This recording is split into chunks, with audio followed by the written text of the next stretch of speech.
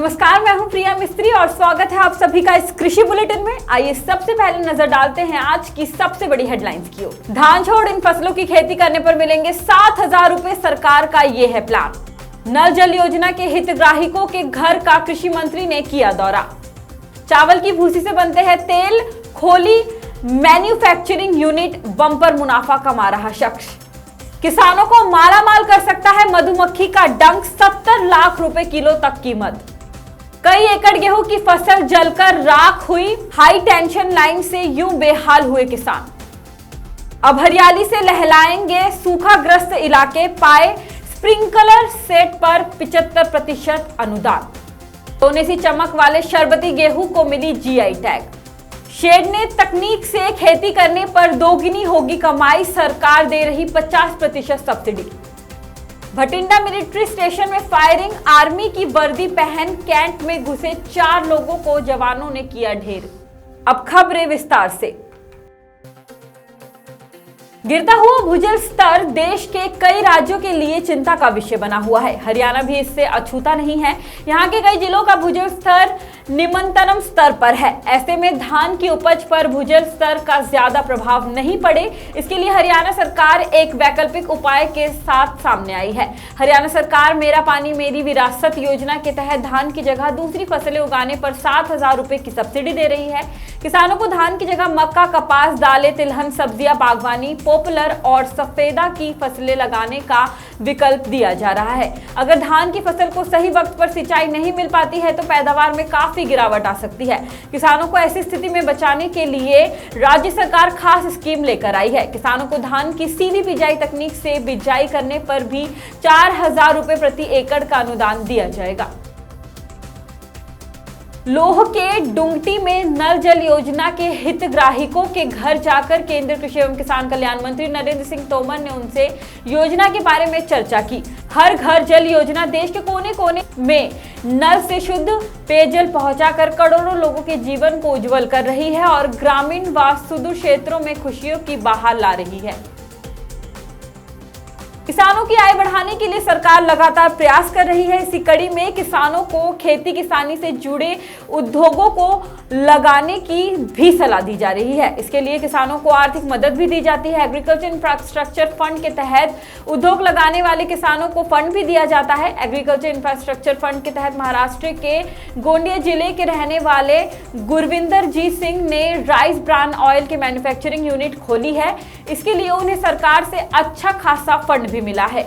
आज इस यूनिट की मदद से वे राइस ब्रान ऑयल का उत्पादन कर बढ़िया मुनाफा कमा रहे हैं। इसके अलावा वे कई अन्य को रोजगार भी मुहैया भी करा रहे हैं। चावल की भूसी से बनने वाले तेल को राइस ब्रान ऑयल कहा जाता है। इसे स्वास्थ्य के लिए एक फायदेमंद वनस्पति तेल माना जाता है। इसमें फैट की मात्रा काफी कम होती है। इसके चलते ये तेल कोलेस्ट्रॉल लेवल कम करने में भी फायदेमंद है। ब्लड प्रेशर के मरीजों को भी इस तेल के सेवन की सलाह दी जाती है। मधुमक्खी के डंक से आपने इंसानों को जान गंवाते हुए तो देखा ही होगा, लेकिन ये डंक आपको मालामाल भी कर सकता है। मधुमक्खी का जो डंक जहर और दर्द से भरा होता है, वही डंक 70 लाख रुपए में बिकने को तैयार है। मध्य प्रदेश के मुरैना में इस डंक के प्रोसेसिंग के लिए यूनिट भी लगाया जा रहा है। महात्मा गांधी सेवा आश्रम में लग रहे इस यूनिट पर 4 करोड़ रुपए खर्च हो रहे हैं। इससे संबंधित प्रक्रिया शुरू हो चुकी है। यहाँ लगने वाली शहद की प्रोसेसिंग यूनिट के द्वारा शहद की गुणवत्ता की जांच परख करने के बाद उसकी पैकिंग की जाएगी। इसकी ब्रांडिंग भी की जाएगी। इसकी क्षमता 1.5 टन निर्धारित की गई है। महात्मा गांधी सेवा आश्रम में शहद की यूनिट लग जाने के बाद इन मधुमक्खी पालकों को सबसे ज्यादा फायदा होगा। इसके लिए बकाया मधुमक्खी पालकों को ट्रेन भी किया जाएगा। शहद के साथ साथ महात्मा गांधी सेवा आश्रम में लगने वाली यूनिट में विशेष मशीन के माध्यम से मधुमक्खियों के डंक निकालने का काम भी किया जाएगा। मधुमक्खी के डंक की राष्ट्रीय बाजार में बहुत डिमांड रहती है और राष्ट्रीय बाजार में इसकी कीमत 70 लाख रुपए तक बताई जा रही है। गेहूं की फसल की कटाई शुरू हो चुकी है।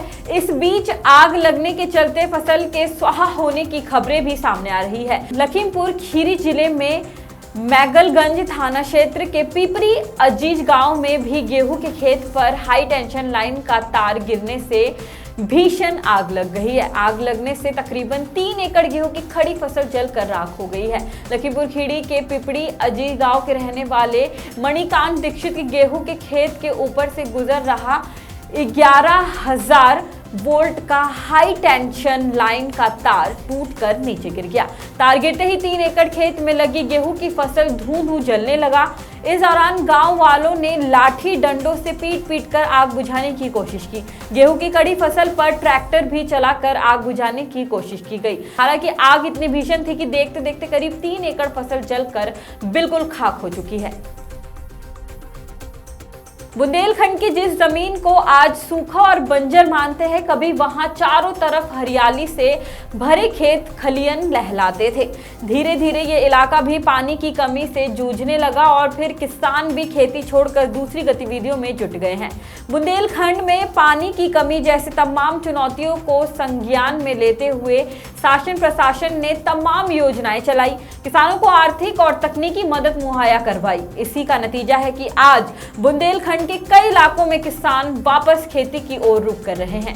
इन दिनों बुंदेलखंड क्षेत्र में बौछारी सिंचाई योजना चलाई जा रही है, जिसके तहत आवेदन करने वाले किसानों को 75% सब्सिडी पर स्प्रिंकलर सिंचाई सिस्टम उपलब्ध करवाया जाएगा। पीछे सटे बुंदेलखंड के हमीरपुर समेत तमाम इलाकों में सिंचाई जल की उपलब्धता के लिए मुख्यमंत्री योगी आदित्यनाथ सरकार ने बौछारी सिंचाई योजना चलाई है। किसानों को 75% सब्सिडी पर फव्वारा सिंचाई सिस्टम घर बैठे उपलब्ध करवाया जाएगा। इसके लिए सरकार ने गुजरात वेस्ट कंपनी को कॉन्ट्रैक्ट दिया है। GGRC नामक कंपनी को स्प्रिंकलर सेट की कीमत का 25% भुगतान करना होगा, जिसके बाद सीधा किसान के घर पर सिंचाई सिस्टम की होम डिलीवरी की जाएगी। कृषि उत्पादों की बात करें तो कई फल, सब्जी और अनाज किसी विशेष जगह की मिट्टी और जलवायु में पैदा होते हैं। यही उन्हें खास महक, रंग और स्वाद मिलता है।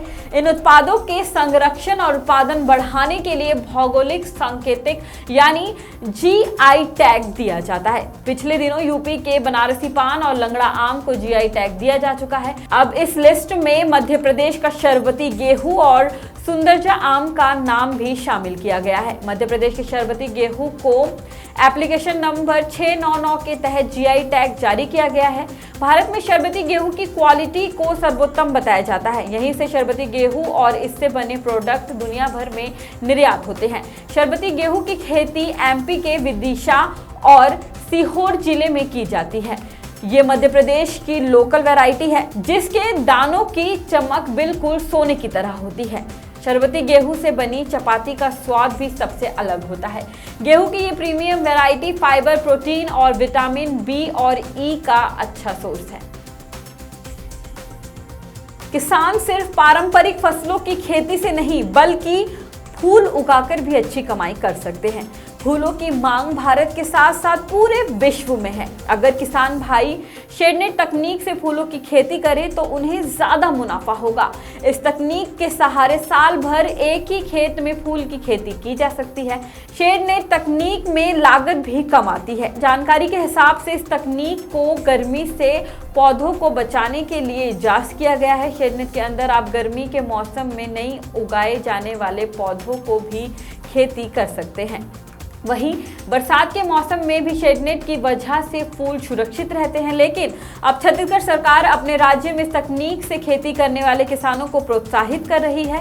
इसके लिए वे राष्ट्रीय बागवानी मिशन के अंतर्गत संरक्षित खेती के लिए 50% सब्सिडी दे रही है। इस योजना के तहत किसान अधिकतम 4000 वर्ग मीटर में शेडनेट लगा सकते हैं। पंजाब के भटिंडा मिलिट्री स्टेशन के अंदर बुधवार तड़के करीब 4:35 बजे फायरिंग की घटना हुई। इस घटना में 4 लोगों की मौत हो गई। स्टेशन क्विक रिएक्शन टीमों को सक्रिय कर दिया गया। पूरे इलाकों को घेर लिया गया और सील कर दिया गया। फिलहाल सर्च ऑपरेशन जारी है और भटिंडा में आर्मी कैंट के सभी एंट्री गेट बंद कर दिए गए हैं। दरअसल एशिया की सबसे बड़ी भटिंडा छावनी में बुधवार सुबह अचानक फायरिंग हो गई, जिसके बाद आसपास के क्षेत्र में दहशत का माहौल पैदा हो गया। आर्मी सूत्रों से पता चला है कि 4 सिविलियन लोग आर्मी की वर्दी पहनकर एक यूनिट से हथियार चोरी करने के मकसद से कैंट में दाखिल हुए थे। उक्त घटना के बाद मौके पर पहुंची पंजाब पुलिस को कैंट के बाहर ही रोक लिया गया और उनको कहा गया कि अभी आर्मी का तलाशी अभियान चल रहा है।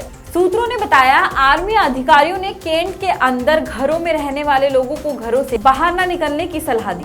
आज के लिए बस इतना ही, लेकिन ऐसे ही कृषि से जुड़ी तमाम खबरें जानने के लिए बने रहिए हमारे यानी कृषि जागरण के साथ। धन्यवाद।